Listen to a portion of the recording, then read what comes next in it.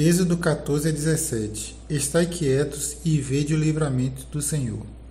Deus ordenou que Moisés escrevesse sobre suas experiências para a memória num livro e relata-o a Josué, Êxodo 17, 14.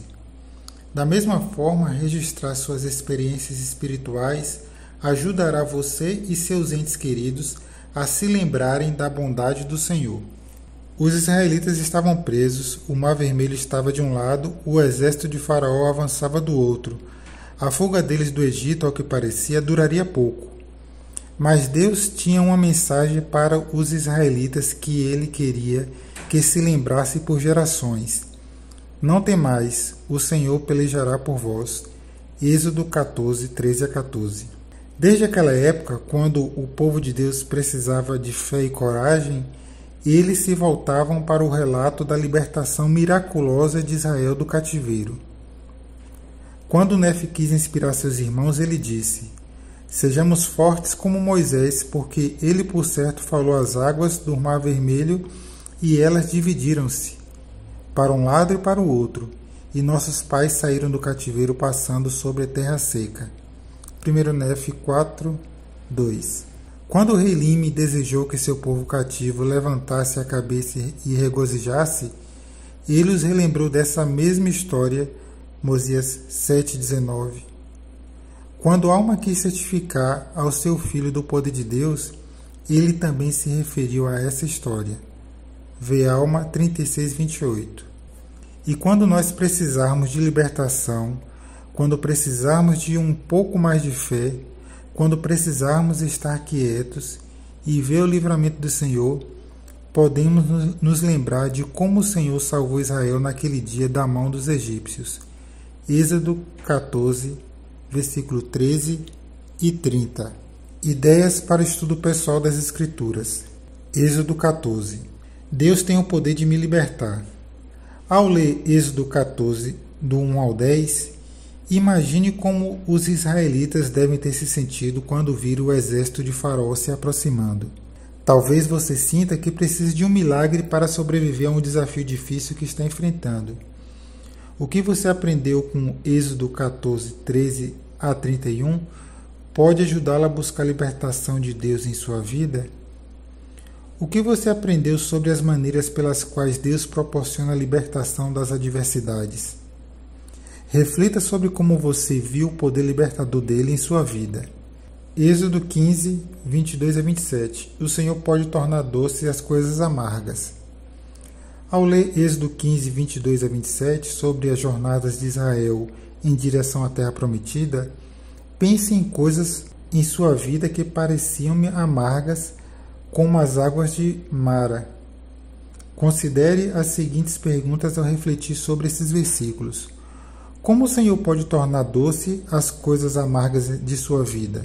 Qual é o valor dessas experiências em sua vida? O que os versículos 26 e 27 sugerem sobre como o Senhor nos abençoa quando damos ouvidos à sua voz? Êxodo 15, 23 a 27, capítulo 16, do 1 ao 15, capítulo 17, do 1 ao 7. Posso confiar no Senhor mesmo em tempos difíceis. É tentador criticar os israelitas porque eles murmuraram ou reclamaram quando suas circunstâncias se tornaram difíceis, mesmo depois de tudo que Deus havia feito por eles. Mas ao ler Êxodo 15, 23 e 27, capítulo 16, do 1 ao 15, capítulo 17, do 1 ao 7, pense se você já fez a mesma coisa. O que você aprendeu com as experiências dos israelitas que pode ajudá-lo a murmurar menos e confiar mais plenamente em Deus? Por exemplo, que diferenças você nota sobre a maneira como os israelitas reagiram às dificuldades e como Moisés reagiu? O que esses versículos lhes ensinariam sobre Deus? Ver 1 Nefe 2, 11 a 12. Êxodo 16. Devo buscar alimento espiritual diário. Há muitas lições espirituais que podemos aprender com o milagre do maná registrado em Êxodo 16.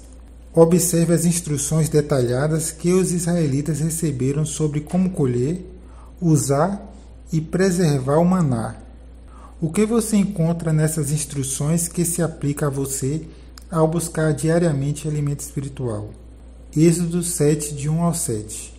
Jesus Cristo é minha rocha espiritual e minha água viva.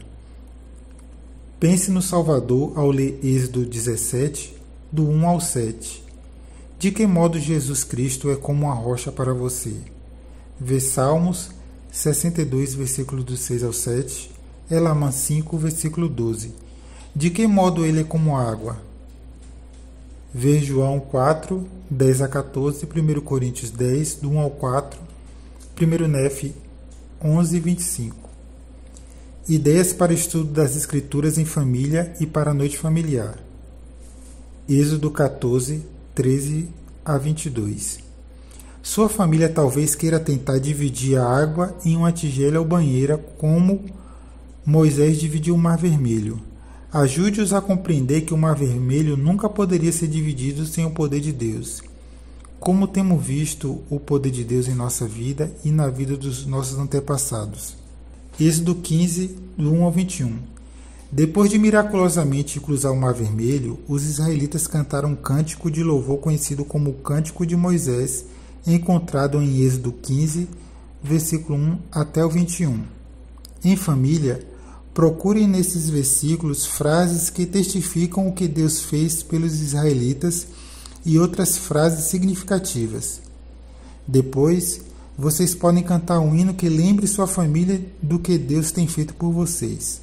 Êxodo 16, versículo 1 a 5, capítulo 17, versículo 1 a 7. A leitura de Êxodo 16, do 1 ao 5 e 17, do 1 ao 7, pode levar a um debate sobre o Salvador como o pão da vida, como a água viva e como nossa rocha. Como essas histórias nos fazem lembrar do que Jesus Cristo fez por nós?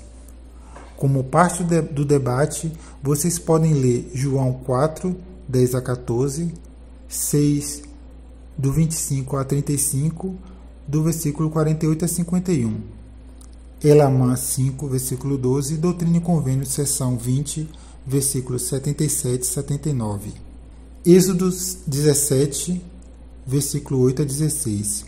Vocês podem ensinar a história de Arão e Ur segurando a mão de Moisés e debater como isso pode simbolizar como apoiamos aqueles a quem Deus chamou para nos liderar.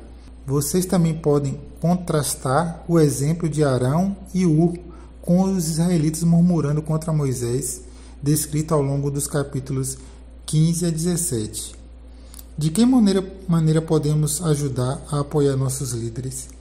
Que bênçãos advêm a nós e a nossos líderes quando fazemos isso? Para mais ideias sobre como ensinar as crianças, veja o esboço dessa semana em Vem Segue-me Primária. Hino sugerido, Cantando Louvamos, hinos número 50.